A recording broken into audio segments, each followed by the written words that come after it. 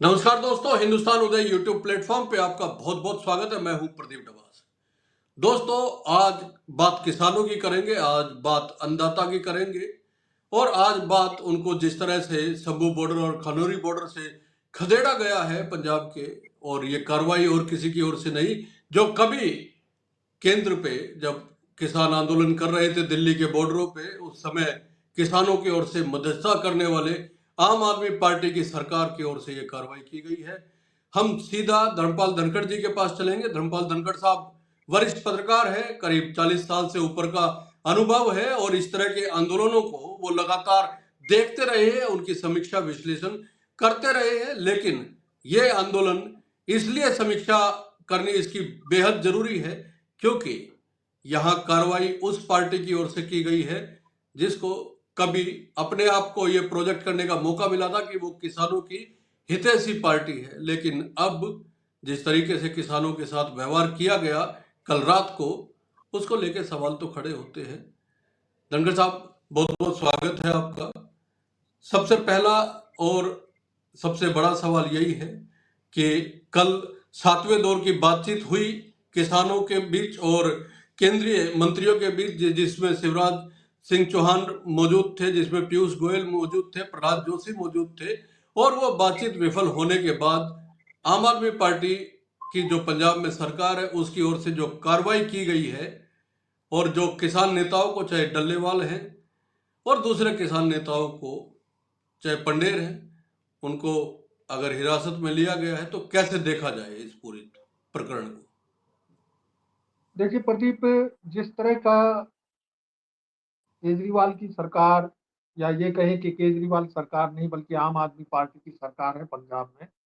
और केजरीवाल के बारे में आप देखेंगे कि किसानों को लेकर के उनका क्या इतिहास रहा है।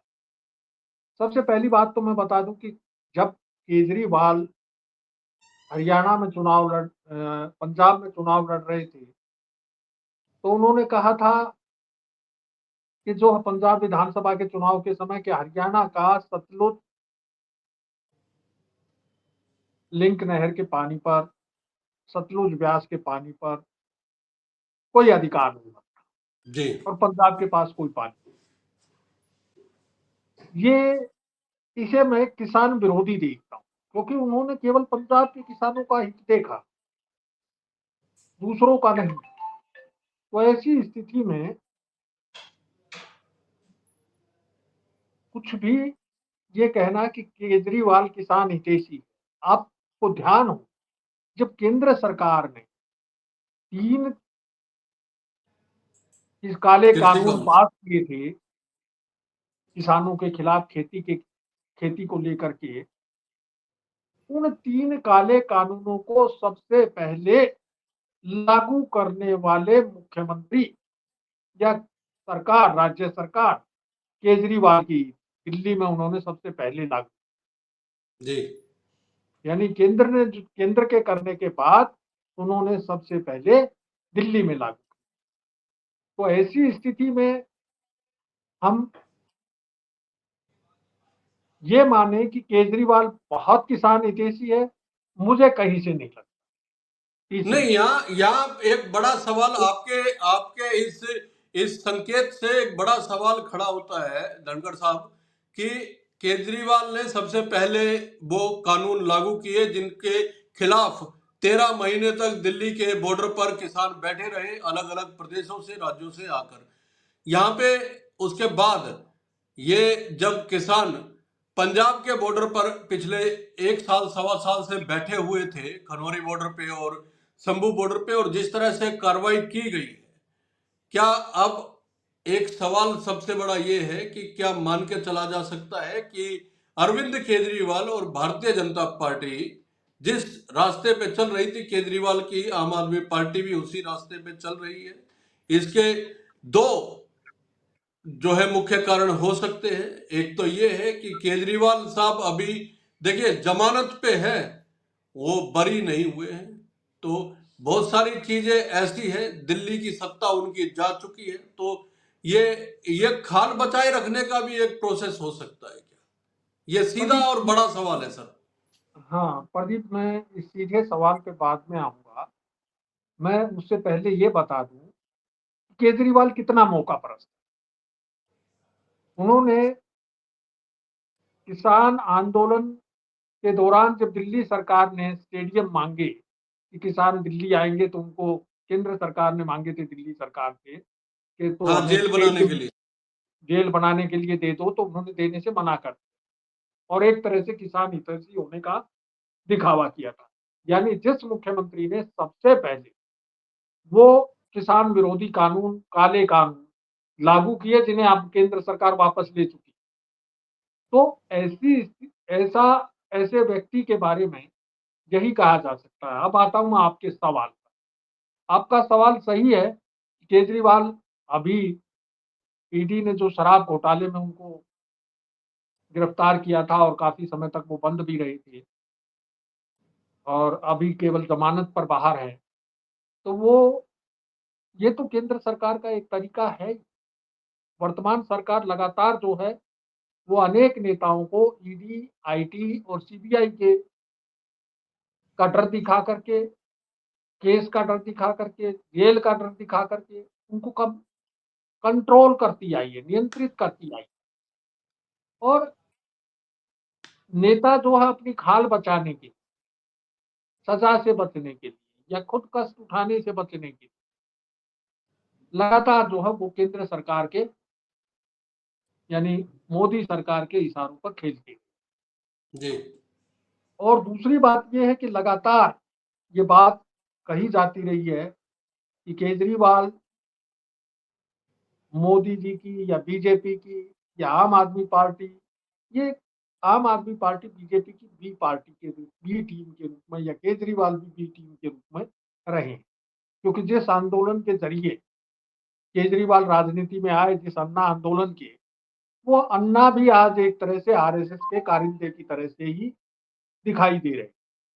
नहीं, उस आंदोलन का लाभ भी तो भारतीय जनता पार्टी को ही सबसे ज्यादा हुआ ना, सरकार बनी हाँ, तो 2014 उसका में। फायदा भी सबसे ज्यादा नरेंद्र मोदी और भारतीय जनता पार्टी ने उठाया था और उसी आंदोलन से केजरीवाल निकले। और सबसे और सबसे आंदोलन के महत्वपूर्ण पीछे, बात यह है कि आज तक जितने राज्यों में केजरीवाल ने चुनाव लड़ा है, वहां भारतीय जनता पार्टी का नुकसान हो चाहे ना हो, कांग्रेस को बड़ा डैमेज किया है। कांग्रेस की तो हालत ही देखिए, खराब कर चाहे दी, वो चाहे गुजरात पंजाब है रहा चाहे हो, दिल्ली है। चाहे वो पंजाब रहा हो, चाहे वो हरियाणा रहा हो, जहां भी केजरीवाल ने चुनाव लड़ा है वहां कांग्रेस को डैमेज किया है। और वो नेचुरली कांग्रेस को ही डैमेज करते हैं और ये बीजेपी को सूट करता है। इनको जी। दिल्ली के अलावा और पंजाब के अलावा, पंजाब में तो खैर बीजेपी है ही नहीं, इसलिए उनको कोई दिक्कत नहीं। लेकिन दिल्ली में उनको जो है ज्यादा दिक्कत होती थी कि दिल्ली जो है वो केजरीवाल के पास आ गई थी, तो इस वजह से ज्यादा परेशान थी बीजेपी, या जी। नरेंद्र मोदी इस वजह से परेशान थे कि दिल्ली पर कब्जा जो है वो केजरीवाल का है। और दिल्ली में लंबे समय से, दो ढाई दशक से जो है वो दिल्ली की सत्ता से बाहर थी बीजेपी, ये मलाल था। और केजरीवाल क्योंकि वहां बैठा हुआ था इसलिए उसको हराना जरूरी था और इस बार हरा भी दिया। अब जो है केजरीवाल को नकेल डालने के लिए इन्होंने ये सारे खेल रचे हैं जिस तरीके से। और अब तक अगर ईडी के केसों की बात की जाए, कल राज्यसभा में अभी थोड़े दिन पहले ही, 2 दिन पहले ही, मतलब स्थगित होने से पहले, संसद स्थगित होने से पहले ये बताया गया था कि कितने केसों में से अब तक केवल 2 केसों में जो है, जितने केस अब तक दर्ज किए हैं पिछले 10 साल में ईडी ने, उनमें से केवल 2 में ही कन्विक्शन हुआ है, 2 में ही सजा हो पाई है। यानी इतना बढ़िया ट्रैक रिकॉर्ड जो है वो ईडी के केसों का रहा है। तो ऐसी तो ये स्थिति में ये ये जो कल कार्रवाई हुई है रात को शंभू बॉर्डर पे, जिस तरह से किसान जो आंदोलन कर रहे थे उनके तंबुओं पे बुलडोजर चला धनखड़ साहब, और किसान नेताओं को हिरासत में लिया गया, और आज भी कई जगह पे झड़पें हुई है, लाठीचार्ज हुआ है, लेकिन पंजाब सरकार जो है वो पीछे हटने को तैयार नहीं है, और किसान जो है वो लगातार सड़कों पे दिखाई दे रहे थे। लेकिन एक किस्म से कहें कि इस पूरे आंदोलन को कुचल दिया गया, दबा दिया गया। तो ये जो आंदोलन दबाने का या कुचलने का जो पूरा पूरा ये हुआ है, दिल्ली अब तक ये मान के चला जा रहा था कि जो है पंजाब की सरकार दिल्ली से हैंडल हो रही है। इसका मतलब ये है कि दिल्ली हारने के बाद अरविंद केजरीवाल पंजाब की सरकार को लीड कर रहे हैं। ये क्योंकि 2 दिन पहले तक भी वो पंजाब में थे, उन्होंने अलग अलग अस्पतालों का दौरा किया और वो निरीक्षण कर रहे हैं। देखिए, हालांकि उन्होंने ये अभी तो कहा है अभी कि अभी जब अभी तक पंजाब में विधानसभा उपचुनाव होना है, और जो उपचुनाव होना है उसमें एक सांसद को, राज्यसभा सदस्य को जो है वो चुनाव हम्म, मैदान में उतारा जा रहा है, तैयारी है। तो यानी केजरीवाल को राज्यसभा में भेजने के लिए ये सीट खाली करवाई जा रही है, नहीं, ताकि ये एक तो जीत ये जाए। सवाल है। मेरा मेरा और इसमें ये सवाल बात ये है ये कि बात नहीं की जो है पार्टी की जो राज्यसभा सदस्य है स्वाति मालीवाल, उन्होंने ही कही कि नहीं, मेरा सवाल इसमें यह है धनखड़ साहब कि एक हाँ, तो ये मान के चलते हैं कि आम आदमी पार्टी जो पंजाब में सरकार चला रही है उसको दिल्ली गाइड कर रहा है। दिल्ली दिल्ली का मतलब अरविंद केजरीवाल। लेकिन सोच एक दिल्ली और सोच गाइड कर रही है या एक दिल्ली के हाथ में और लगाम है। उस दिल्ली का मतलब है अमित शाह या गृह मंत्रालय। तो जी। क्या अब पंजाब में जो आम आदमी सरकार है उसकी नकेल 2 दिल्ली के हाथ में है, एक अरविंद केजरीवाल वाली दिल्ली और दूसरी अमित शाह वाली दिल्ली। देखिए, बिल्कुल सही कहा आपने, आपकी बात एकदम वाजिब है। पहले केवल जो है वो केजरीवाल संचालित करते थे पंजाब सरकार को दिल्ली में बैठ के, और अब केंद्र सरकार भी दिल्ली में बैठ के पंजाब सरकार को मार्फत केजरीवाल संचालित कर रही है। इसमें कोई दो राय, यही बड़ा सवाल है सर। ये सवाल नहीं है, ये सत्य है, फैक्ट है। जी ये केजरीवाल पर जितना दबाव बढ़ाया जाएगा वो उतना जो है वो पंजाब सरकार पर बढ़ाएगा। पंजाब सरकार उसी तरीके से रिएक्ट करेगी जिस तरीके से जो है केजरीवाल चाहेंगे। तो जब इस तरह की स्थिति है तो सीधी सी बात है कि केजरीवाल भी अपने लाभ और हानि के हिसाब से ही रिएक्ट करते हैं। इस बात जी में तो कोई दो राय है ही नहीं कि वो सबसे मौकाप्रस्त राजनीतिकों में से है, जो हर मौके को अपनी तरफ मोड़ने की कोशिश करते हैं और हर वो खेल करते हैं जिससे उसको फायदा हो। हर उस जी खेल में वो भागीदार होने को तैयार रहते हैं। बाकी सामने वाले को चाहे जितना नुकसान हो जाए, उसके सहयोगी को जितना नुकसान हो जाए, लेकिन वो अपने फायदे के लिए सब कुछ करने को तैयार रहते हैं। ये केजरीवाल की फितरत है, जो पिछले 10, 12, 15 साल का उनका जो राजनीतिक जीवन है, उसमें जी जो सामने उभर के आई है, वो साफ कर रहा है कि केजरीवाल कहाँ है। और केजरीवाल जिस तरीके से कह रहा था कि वो भ्रष्टाचार के खिलाफ है, जितने भ्रष्टाचार के आरोप वो लगाए, कोई साबित नहीं कर पाए, अंत में कोर्ट से माफी मांग के बाहर हुए। तो केजरीवाल ने एक भी कार्रवाई की हो कि भ्रष्टाचार के खिलाफ की, और जिस जन लोकपाल को लागू करने के लिए सारा आंदोलन हुआ था, वो जन लोकपाल दिल्ली में बैठाया ही नहीं केजरीवाल। अब जी हालत ये है कि उस केजरीवाल से क्या उम्मीद करें। और किसानों के साथ जो बर्ताव किया है पंजाब हाँ, सरकार ने, लोकपाल का दलित ने, तो जोकपाल बना दिया ना। लोकपाल का जोगपाल तो उन्होंने बनाया, मोदी जी ने बनाया। जो जी आज तक लोकपाल, पहली बात तो बैठाया, बहुत साल लगे सर्च करने में कि किसको लोकपाल बनाया जाए, और दोबारा बना दिया तो आज तक क्या लोकपाल की भूमिका है, ये आज तक साफ नहीं हो पाया है कि लोकपाल ने कोई भूमिका अदा की। तो ऐसी ऐसे लोकपाल बैठाने का क्या औचित्य है, क्या जरूरत है। तो सवाल वही है कि जब आपने हर स्वायत्त शासी संस्था को, हर लोकतांत्रिक संस्था को नकेल डाल दी, अपना गुलाम बना लिया अपने तरीके से नियम परिवर्तित करके, चाहे वो जुडिशियरी हो, चाहे वो चुनाव आयोग हो, चाहे लोकपाल हो, या जैसा भी हो, मतलब जो भी संस्थाएं इस तरह की थी, उनको आपने अपना इशारे पे नचाने का काम शुरू कर दिया। ईडी पर आप अपने चहेते नियुक्त करते हैं, सीबीआई में आप अपने चहेते नियुक्त करते हैं, सब में मतलब नेता प्रतिपक्ष की इनमें केवल हाजिर होने की भूमिका है, केवल हाजिर हो। भाई इलेक्शन, मुख्य चुनाव आयुक्त की नियुक्ति करने के मामले में जो सुप्रीम कोर्ट ने फैसला दिया था कि सुप्रीम कोर्ट का चीफ जस्टिस होगा और नेता प्रतिपक्ष और प्रधानमंत्री, 3 आदमी इसमें शामिल होंगे। उसको पद बदल करके जो है वो केंद्र सरकार ने बदल दिया था और इस तरीके से एक तरह से जो है सरकार जो है वो लगातार हर चीज़ को के ऊपर अपना कंट्रोल करती आ रही है। अब एक प्रधानमंत्री होंगे, एक जो है उनकी कैबिनेट का सदस्य होगा और एक नेता पक्ष। ज़ाहिर है कि 3 वोट है, 3 मेंबर हैं तो 2 जो कुछ कहेंगे वही मान्य होगा। तो 2 कौन होंगे? वो सरकार के प्रतिनिधि होंगे। तो उस स्थिति में कैसे ये मान लें कि वो सही निर्णय होगा?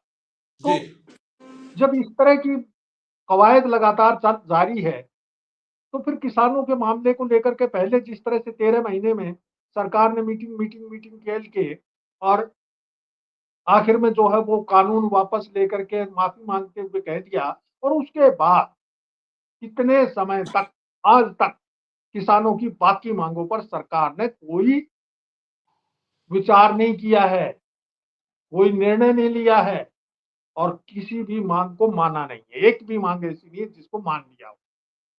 और केवल बातचीत।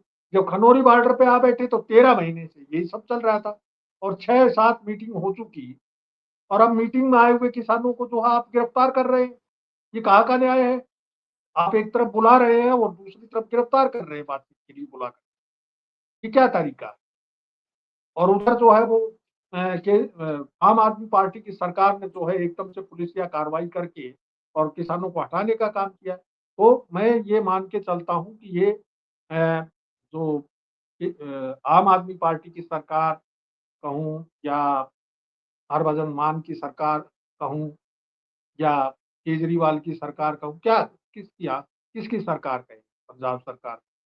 तो जो भी सरकार है, वो केवल जो है वो या फिर बीजेपी की बी टीम की बोले कि उसकी सरकार है, तो वो बिल्कुल उसी तरीके से काम कर रही है हाँ, जिस तरीके से बीजेपी मुख्यमंत्री चाहती तो भगवंत मान ही है, बाकी सरकार किसकी है ये बड़ा सवाल है।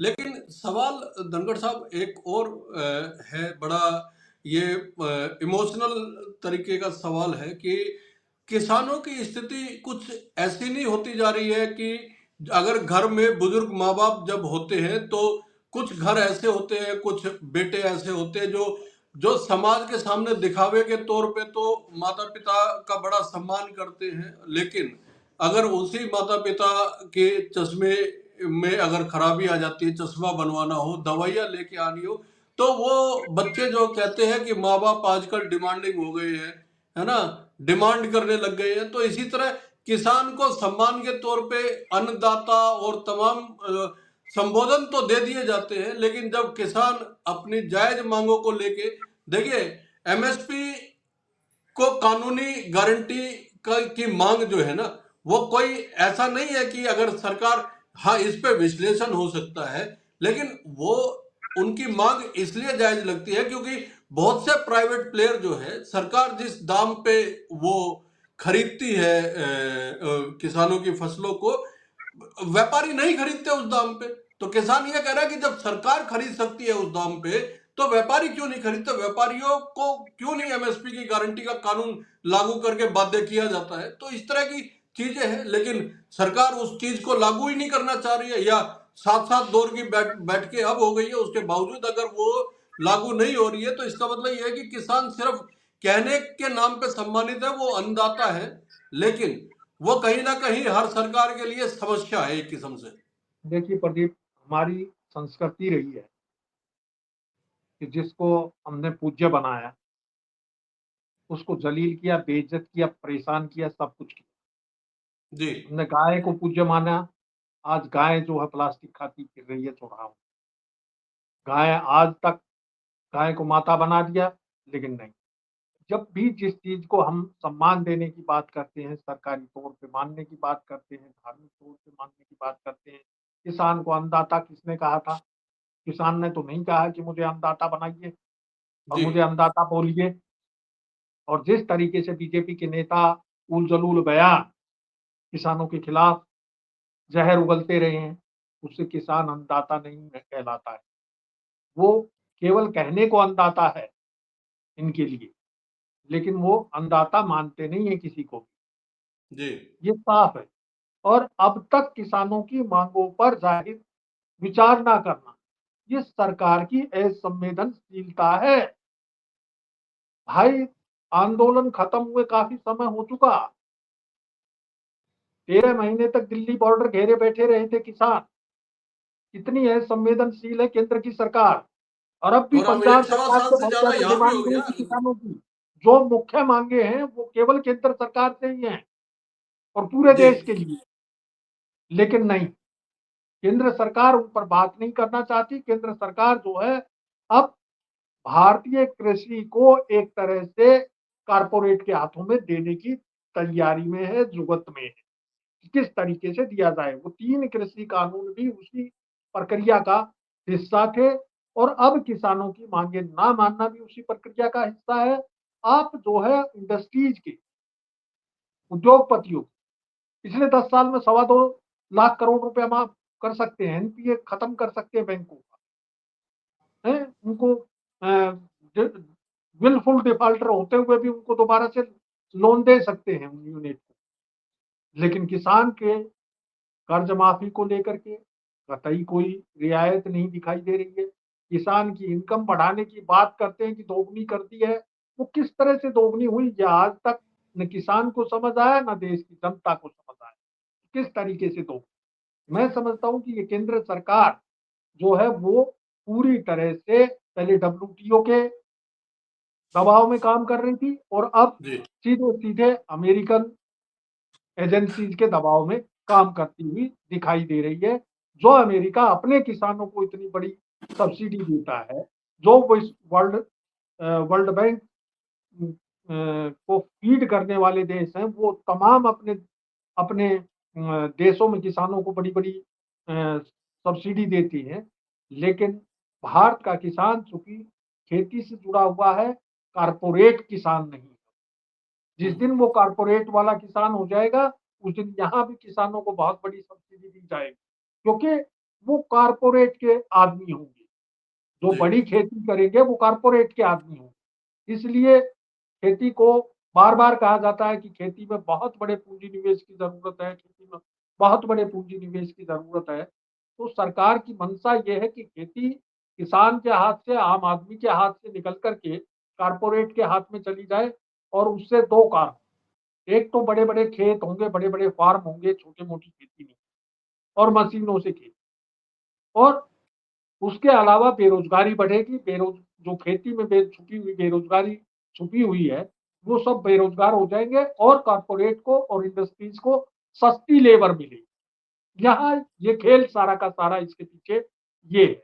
अन्यथा प्राइवेट, जब सरकार एमएसपी पे ये तय कर देती है कि ये एमएसपी है, तो प्राइवेट ऑपरेटर्स पे भी, जो प्राइवेट ट्रेडर्स हैं, उन पर भी ये सरकार को लगाने में कोई दिक्कत नहीं है कि वो भी उससे नीचे नहीं खरीद पाएंगे।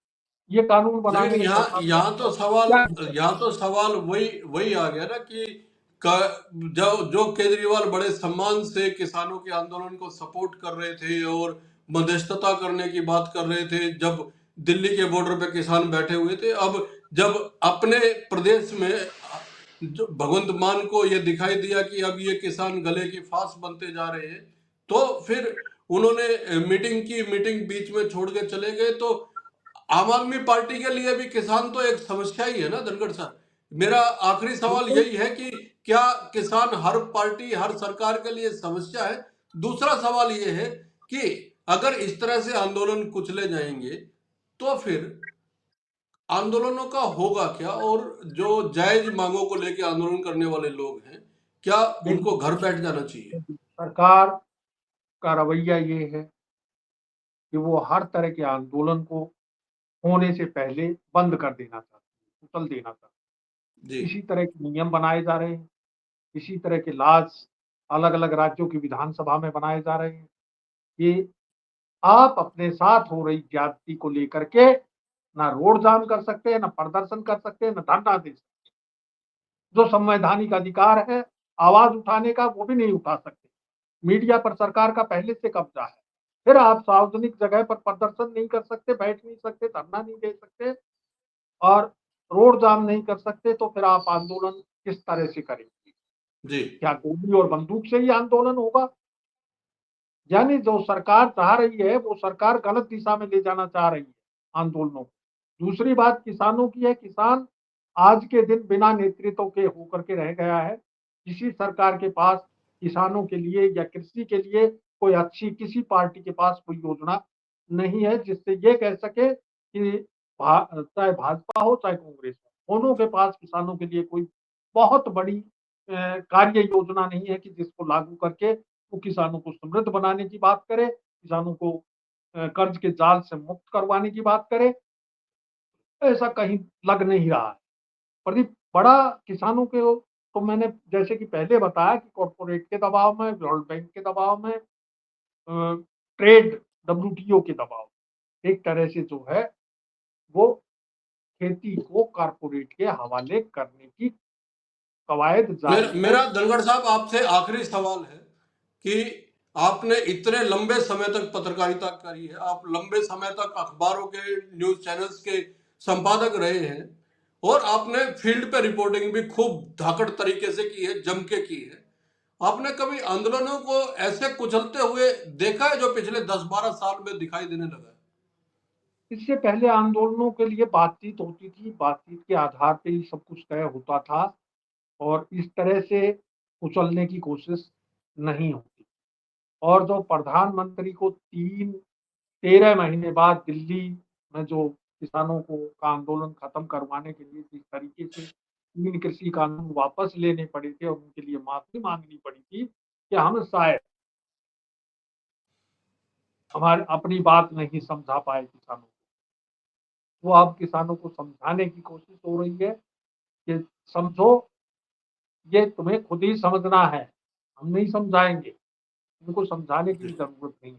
लेकिन ये तो अपने तरीके से काम कर ही रही, सरकार अपने तरीके से काम कर रही और एग्रीकल्चरिस्ट के विरोध में ही काम हो रहा है। कानून बन रहे हैं आज के दिन, ये कोई भी ये समाज। ये आपने पूरे वीडियो का जिस्ट दे दिया है, सार दे दिया है कि सरकार ने बता दिया है कि आपको खुद ही समझना होगा, हम समझाने नहीं आएंगे। एक बार हम समझाने की कोशिश कर चुके हैं और समझाने का तरीका जो है वो भगवंत मान ने बता दिया है और भगवंत मान ने शायद वही तरीका अपनाया है जो हम इस शो में डिस्कस कर रहे थे कि भगवंत मान की कमांड जो है शायद दो दिल्ली के हाथ में, एक केजरीवाल वाली दिल्ली और एक अमित शाह वाली दिल्ली। तो इस आंदोलन का क्या होगा दोस्तों, कमेंट करके जरूर बताइएगा। और भगवंत मान की इस बुलडोजर कार्रवाई पे आपका क्या मानना है यह भी जरूर बताइएगा। और धनखड़ साहब की टिप्पणी को लेके, इनके विश्लेषण को लेके आपका क्या सोचना है, इस चीज का हमें इंतजार रहेगा, क्योंकि धर्मपाल धनखड़ जैसे लोग जिनसे हमने भी बहुत कुछ सीखा है, पत्रकारिता के गुर सीखे हैं और निष्पक्ष और निर्भीक रह के पत्रकारिता कैसे की जाती है, ये धनखड़ साहब से हमने करीब 20-25 साल पहले सीखना शुरू किया था और आज भी हम उनसे यही प्रेरणा लेते हैं। धनखड़ साहब बहुत बहुत धन्यवाद आपका। और दोस्तों नमस्कार।